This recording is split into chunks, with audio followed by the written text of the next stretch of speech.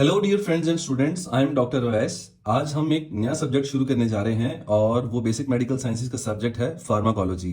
मुझे काफ़ी सारे बच्चों ने आके पर्सनली भी कहा और मैसेजेस भी किए कि सर आप फार्माकोलॉजी को भी कवर करें क्योंकि ये काफ़ी मुश्किल है। तो मैं वैसे भी इस बात से काफ़ी हद तक एग्री करता हूँ कि मेरी भी एमबीबीएस की जर्नी में मुझे बेसिक मेडिकल साइंसेज में जो सबसे मुश्किल सब्जेक्ट लगा था वो फार्माकोलॉजी है, क्योंकि इसमें कॉन्सेप्ट्स भी बहुत सारे हैं और रट्टा भी बहुत सारा है।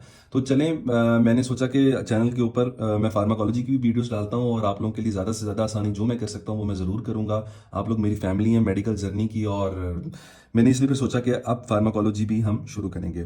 तो इसमें आज जो सबसे पहला लेक्चर है जो मैं अभी कुछ देर में शुरू करने लगा हूँ, उसमें आज हमने कवर करना है बेसिक इंट्रोडक्शन टू फार्माकोलॉजी, जिसमें फार्माकोलॉजी की नंबर 1 पे हम डेफिनेशन करेंगे। 5 टॉपिक्स हमने आज करने हैं। Difference between drug and medicine, what is the real difference, क्या इसमें एक्चुअली में फर्क है ड्रग और मेडिसिन में। उसके बाद ड्रग्स की डेफिनेशन, ब्रांचेस ऑफ फार्माकोलॉजी जो कि इंपॉर्टेंट वन है, रेलिवेंट है अभी आपके फील्ड के लिहाज से, और what is the difference between side effects and adverse effects. इसका भी काफ़ी बच्चों ने मुझे कहा था कि सर इसके दरमियान भी हमें डिफरेंस बता दें। तो ये काफ़ी बेसिक सी चीज़ थी, तो मैंने कहा इसको भी हम कवर करते हैं। आप कोशिश कीजिएगा कि इस वीडियो को एंड तक देखें, इसको लाइक करें, सब्सक्राइब करें चैनल को और ज़्यादा से ज़्यादा शेयर करें ताकि इससे आपके साथ साथ दूसरे लोगों का भी फायदा हो।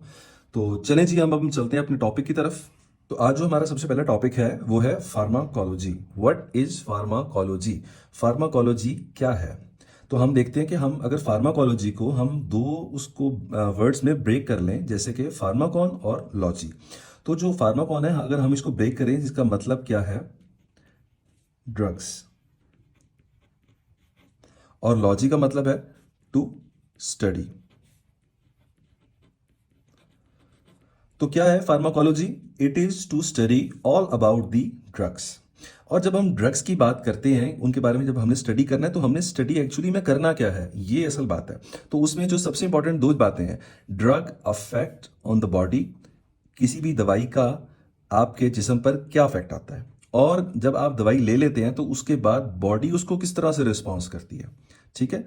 तो what is pharmacology? It is to study all about drugs. Drugs के बारे में सारी जानकारी हासिल करने का नाम है, और उस मालूमात में हमने क्या हासिल करना है, एक ये है कि ड्रग का इफेक्ट क्या है बॉडी पर, और सेकंड क्या है बॉडी का रिस्पॉन्स कैसा है उस ड्रग को लेकर जब आपने उसको ले लिया। अच्छा, जो सेकंड टॉपिक अब हमारा आ गया है वो है difference between drug and medicine. अगर हम नॉर्मल रूटीन में देखें तो इंटरचेंजेबली ये वर्ड यूज होता है। आम लोगों को ज्यादातर ड्रग और मेडिसिन का फर्क नहीं पता होता, but being a medical student और फार्मासिस्ट और फार्मेसी का स्टूडेंट या फार्माकोलॉजिकल स्टूडेंट होने के नाते आपको ये पता होना चाहिए कि ड्रग और मेडिसिन का रियली क्या डिफरेंस है आपस में। तो चलें इसके बारे में हम जानते हैं। ड्रग ड्रग क्या चीज़ है? ड्रग बेसिकली, अगर मैं सिंपल दो वर्ड्स में इसको डिस्क्राइब करने की कोशिश करूं तो वो है ड्रग एक रॉ फॉर्म है, जबकि मेडिसिन जो है वो एक प्रीपेयर्ड फाइनल फॉर्म का नाम होता है। प्रीपेयर्ड फॉर्म का मतलब है ओवर द काउंटर्स या फार्मेसी से जो हमें ड्रग्स मिलती हैं उनको हम क्या, जो फार्मेसी पे जो प्रीपेयर्ड फॉर्म में होती हैं उसको हम क्या बोलते हैं, मेडिसिन। अब ड्रग क्या होती है? जैसे सपोज हम एक मेडिसिन लेते हैं जिसका नाम है पैनाडोल। अब ध्यान से इसको आपने नोट करना है, मैं इसको मेडिसिन बोल रहा हूँ, पैनाडोल लेते हैं। तो जो ड्रग होती है वो कौन सी है? वो है पैरासीटामोल। वो क्या है? Paracetamol. Drug basically active pharmaceutical ingredient का नाम होता है। मैं दोबारा से रिपीट कर रहा हूं, ड्रग क्या होती है? एक्टिव फार्मास्यूटिकल एजेंट का नाम है या इंग्रेडिएंट का नाम है। तो फार्मास्यूटिकल इस केस में क्या होगी? एपीआई, इसको हम एपीआई भी बोलते हैं। जबकि जो मेडिसिन है, मेडिसिन के अंदर और बहुत सारी चीजें इन्वॉल्व होती हैं, जिसके अंदर आपके बाइंडिंग एजेंट्स इन्वॉल्व होते हैं, फिर आपके कोटिंग एजेंट्स इन्वॉल्व होते हैं। जैसे किसी ड्रग का अगर टेस्ट बहुत बिटर है या सॉल्टी है तो उसको थोड़ा सा वो माइल्ड करने के लिए उसमें स्वीटनर्स ऐड होते हैं। तो जब वो ऐड होके एक पूरी के कंप्लीट प्रीपेयर्ड फॉर्म बन जाती है तो उसको हम नाम दे देते हैं मेडिसिन का।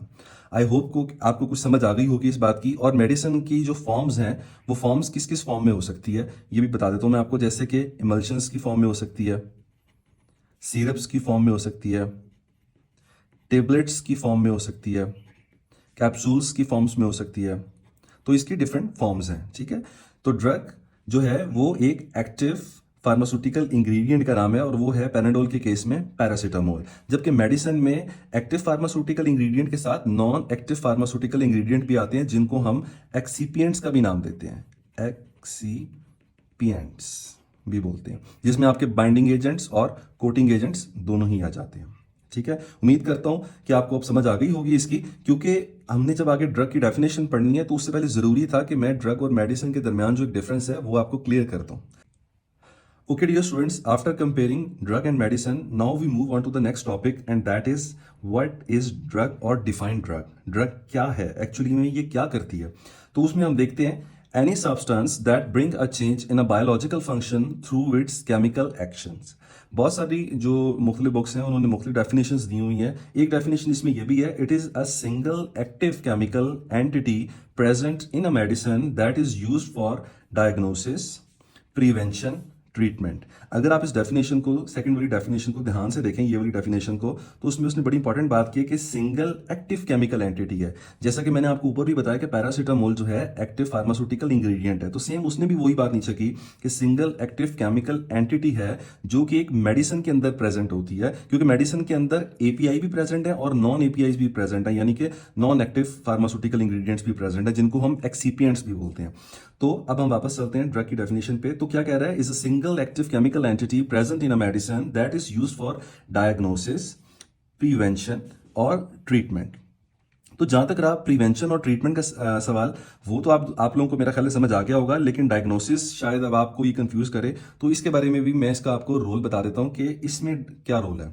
तो सबसे पहले देखें, आपने अक्सर सुना होगा कि अगर जैसे किसी को ब्रेन ट्रॉमा होता है तो हम कहते हैं कि आईवी कॉन्ट्रास्ट के साथ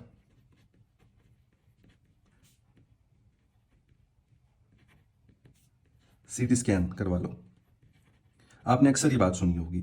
या हम ने अगर जैसे अब बहुत सारे टिश्यूज ऐसे होते हैं, जैसे कि बहुत सारे टिश्यूज ऐसे होते हैं कि जो रेडियो ओपेक नहीं होते, मतलब उसके अंदर जब एक्सरे से हम उसको देखते हैं तो वो हमें नजर नहीं आते, उसकी पिक्चर ही क्लियर नहीं होती, क्योंकि एक्सरे से हमें बोन्स नजर आ सकती हैं, हमें सॉफ्ट टिश्यूज नहीं नजर आते। तो उसके लिए हम क्या करते हैं, बेरियम, जैसे सपोज हमने अगर ईसोफेगस को देखना है या हमने स्टमक को देखना है, स्मॉल इंटेस्टाइन को देखना है, तो उसके लिए हम बेरियम मील देते हैं। ये बेरियम सल्फेट भी, बेसिकली ये बेरियम सल्फेट होता है, रेडियो ओपेक एजेंट होता है। ये क्या करता है कि जो भी आपके जो इंटरनल ऑर्गन है उनकी लाइनिंग पे जाके लग जाता है, और जब एक्सरे की जब वो रेस पास होती हैं तो उसमें वो रिफ्लेक्ट करता है पिक्चर के अंदर।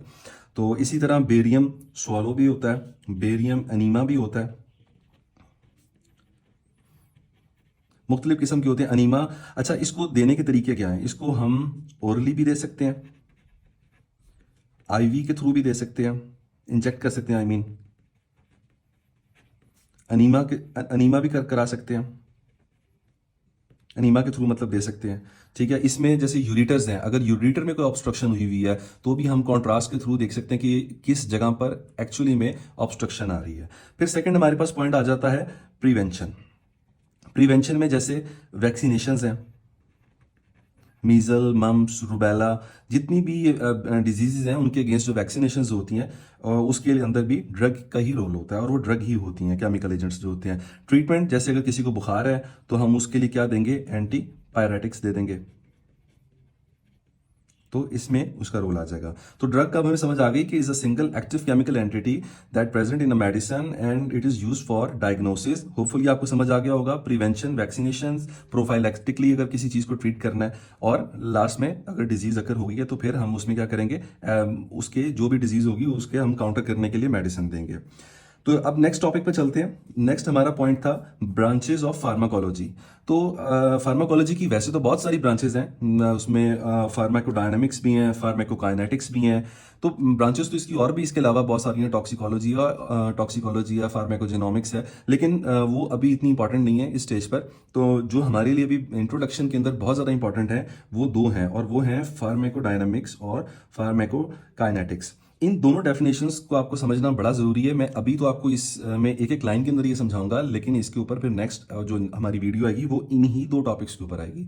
तो फार्माकोडायनामिक्स क्या है, फार्माकोडायनामिक्स की डेफिनेशन आप यूं समझ लें, व्हाट द ड्रग डू या does to the body, what the drug does to the body. और जो फार्माकोकाइनेटिक्स है, what the body does to the drug.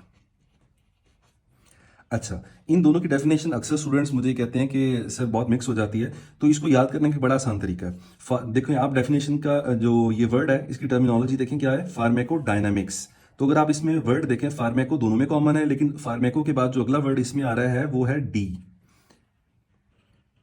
तो जब आपने आगे दोनों लाइंस लिखनी है, उसमें देखिएगा जिसमें पहले डी आएगा और इधर डी है, व्हाट द ड्रग, तो इसको आपने इस डेफिनेशन के आगे लिख देना है, इस वर्ड के आगे ये डेफिनेशन लिख देनी है, वो है व्हाट द ड्रग डू और डज टू द बॉडी।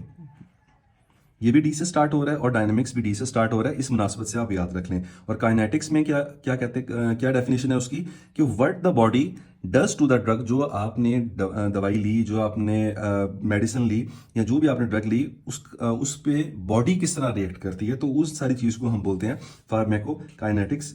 ये एक मैंने सिर्फ आपको ओवरव्यू दिया है डेफिनेशन की सूरत में, लेकिन इसके अंदर जो बहुत सारी डिटेल्स हैं वो इंशाल्लाह ताला हम जो है नेक्स्ट लेक्चर के अंदर करेंगे। अच्छा जी, जो अब हमारा लास्ट टॉपिक है वो है difference between side effects and adverse effects. बहुत सारे स्टूडेंट्स का ये क्वेश्चन था कि सर इसको भी जरा क्लियर कर दें कि साइड इफेक्ट और एडवर्स इफेक्ट्स में क्या फर्क है। तो साइड इफेक्ट को सबसे पहले हम देख लेते हैं कि साइड इफेक्ट क्या होते हैं।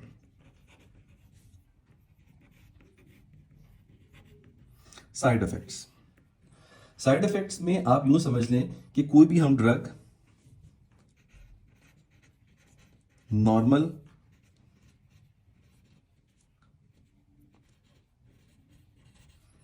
रिकमेंडेड, कोई भी ड्रग हम नॉर्मल रिकमेंडेड डोज पे दें और जो उसके सिम्टम्स हैं वो सम हाउ प्रिडिक्टेबल हों।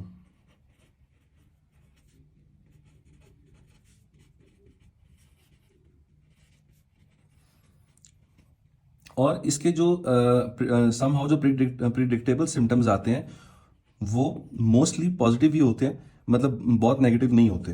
ठीक है, तो उसके अंदर जैसे सपोज अगर किसी को एलर्जी है, मैं आपको एग्जांपल के साथ समझाना चाह रहा हूं ताकि आपका कंसेप्ट क्लियर हो। एलर्जी है, एलर्जी में हम क्या देंगे, एंटी हिस्टामीन्स। अब एंटी हिस्टामीन्स का क्या काम है, एक तो वो मास्ट सेल्स को कंट्रोल करेगी, जो एलर्जेंस है उनको कंट्रोल करेगी, बॉडी में एंटी एलर्जिक जो एक्शन आएगा उसको प्रमोट करेगी। ठीक है, लेकिन इसके साथ एक साइड इफेक्ट और भी आएगा और वो आएगा सिडेशन का। पेशेंट थोड़ा सा ड्राउजी होना शुरू हो जाएगा, उसको नींद आना शुरू हो जाएगी। अक्सर पेशेंट से आपने सुना होगा कि सर आपने, डॉक्टर साहब आपने जो हमें ये एंटी हिस्टामिन दी उसके साथ हमें नींद आती है। तो और वैसे भी डॉक्टर इसको ये शाम के टाइम में रिकमेंड करते हैं ताकि पेशेंट इसको खा के रेस्ट भी कर ले। इसके अलावा सेकंड में आपको एग्जांपल दे सकता हूँ, डायबिटिक मेडिकेशंस हैं।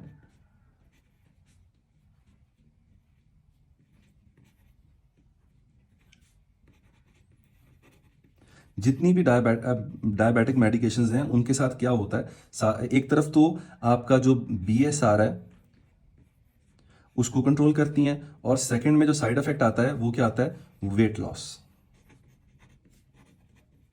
तो ये तो आपका आ गया साइड इफेक्ट्स। फिर उसके बाद हमारे पास आते हैं एडवर्स इफेक्ट।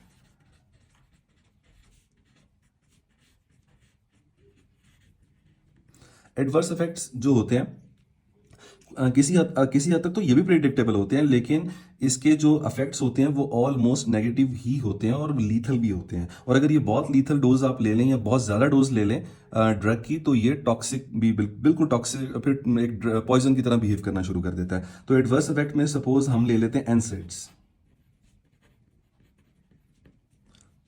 एनसेड्स में क्या होता है, जैसे पेन किलर हम लेते हैं एनसेड्स, तो उसमें एडवर्स इफेक्ट क्या है उसका, GI bleeding, GI ulcer, gastrointestinal ulcers बन जाते हैं। और अगर ये परसिस्ट करें और उसको कंट्रोल ना किया जाए तो it may lead to perforation. ठीक है। तो मैं उम्मीद करता हूँ इसके साथ कि आपको ये पांचों पॉइंट क्लियर हो गए होंगे और साइड इफेक्ट और एडवर्स इफेक्ट्स के दरमियान भी आपको फर्क पता चल गया होगा। तो जी, आई होप कि आपको आज का लेक्चर समझ आया होगा। अगर आपको कोई भी चीज़ समझ नहीं आती तो you are totally free to ask in comments. और नेक्स्ट टॉपिक जो इसमें हमारा होगा वो फार्माकोडायनामिक्स और फार्माकोकाइनेटिक्स के ऊपर होगा। मजीद हम इसकी डिटेल्स आगे देखेंगे। तो until the next time dear students, good bye.